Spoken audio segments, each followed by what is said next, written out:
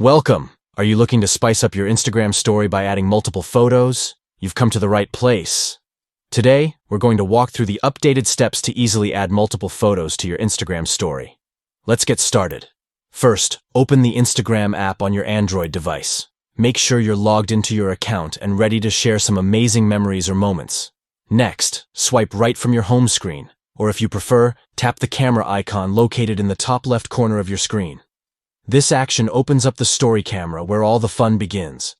Now you'll want to tap the gallery icon at the bottom left of the screen, showing you the photos saved on your device. Once you see your gallery, tap the photos icon to browse through your images. Here's where the magic happens. Tap and hold the photos you want to include in your story. You can select up to 10 photos, so pick your favorites and get creative. When you've made your selection, tap the Next button located at the bottom right of your screen. This takes you to the editing stage, where you can choose how to display your photos.